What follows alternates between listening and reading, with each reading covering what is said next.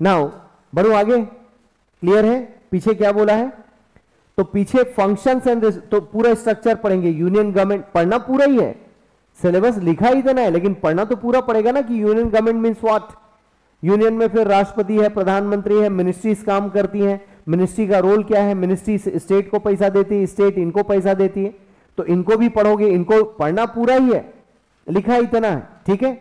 इसके बाद syllabus next, separation of powers between various organs, dispute redressal mechanisms and institutions, ठीक है। Separation of powers, अब separation of powers की बात जब हम करते हैं तो जनरली हम लोग judiciary, executive and legislature, legislature मतलब थोड़ी देर के लिए पार्लियामेंट मान लो, एग्जीक्यूटिव मतलब प्रधानमंत्री Modi plus council of minister जो उनकी गवर्नमेंट है वो मान लो, और जुडिशरी में थोड़ी देर के लिए सुप्रीम कोर्ट मान लो। तो इन तीनों के बीच सेपरेशन की एक लाइन खींची हुई है कि तीनों अलग अलग हैं in terms of their working, in terms of their powers, right. ये कॉन्सेप्ट ओरिजिनली यूएसए के लिए लिखा गया था, क्लियर है। एक स्कॉलर है, उन्होंने सेपरेशन ऑफ पावर्स का कॉन्सेप्ट दिया था। हमारे आर्टिकल्स में, कॉन्स्टिट्यूशन में आर्टिकल 50 है, वो कहता है separation of judiciary from executive. तो इसी आर्टिकल में लिखा है कि जुडिशरी और एग्जीक्यूटिव को अलग करो। पहले जमाने में क्या था कि एग्जीक्यूटिव मतलब कलेक्टर, तो कलेक्टर के पास सारे पावर होते थे, क्योंकि वो इतनी दूर बैठता था कि रोज फोन लगा के या घोड़े पे जाके पूछ नहीं पाता था साहब क्या करना है इसे, तो उसको हमने सारे राइट्स दे रखे थे। आजादी के बाद हमने उसके राइट्स छीन लिए और बोला जो जुडिशरी में है, जो इसके पास है, जो तीनों अलग अलग है।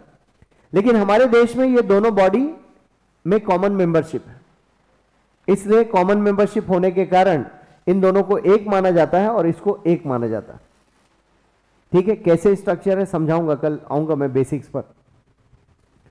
तो आप देखेंगे कि सेपरेशन ऑफ पावर्स, तो इन तीनों के बीच सेपरेशन है या नहीं, और है तो कितना है। Dispute redressal mechanisms and institutions, ये किसके लिए पूछ रहा है? आम जनता के लिए, कॉमन मैन के लिए, कि आपके झगड़ों को निपटारा करने के लिए कोई इंस्टीट्यूशन या मैकेनिज्म है या नहीं।